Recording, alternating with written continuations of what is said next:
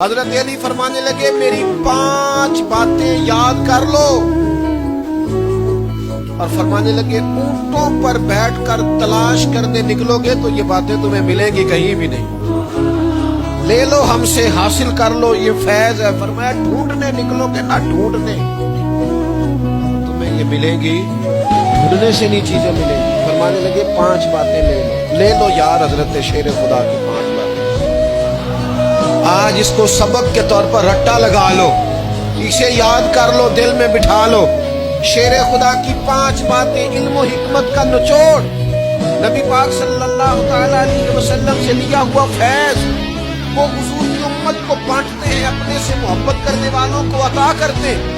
حضرت مولا علی شیر خدا فرمانے لگے 5 باتیں لے لو، تم پر بیٹھ کے نکلو گے تھک جاؤ گے، لیکن یہ باتیں تمہیں کہیں نہ ملیں گی۔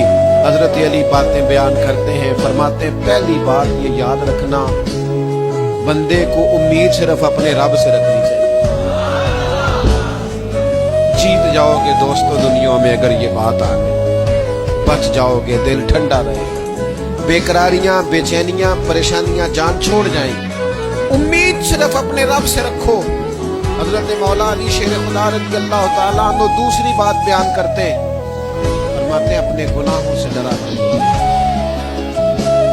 تم غریب ہونے سے ڈرتے ہو، تم تنگ دستی سے ڈرتے ہو، تم لوگوں کی دشمنی سے ڈرتے ہو، اپنے گناہوں سے ڈرو، کہیں ایسا نہ ہو کہ تمہاری نافرمانیاں رب کی ناراضگی کا سبب بنے، اپنے گناہوں سے ڈرو۔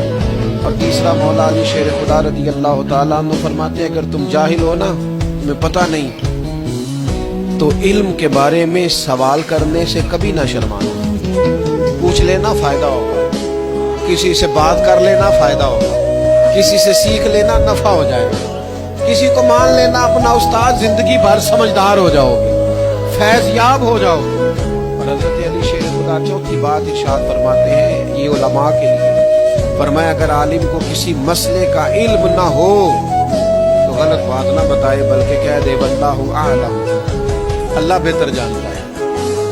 یہ بات یاد رکھیں، جس بات کا پتہ نہ ہو، جس کی خبر نہ ہو، جس پر عبور نہ ہو، اس بات کو آگے بیان نہ کیا جائے، اور کبھی بھی غلط بات نہ بتائی جائے۔ یہ حضرت علی شیر خدا ہمیں سبق دیتے ہیں۔ اور 5ویں بات حضرت علی شیر خدا ارشاد فرماتے ہیں یاد رکھنا، ایمان میں صبر کی وہی حیثیت ہے جو جسم میں سر کی حیثیت ہے۔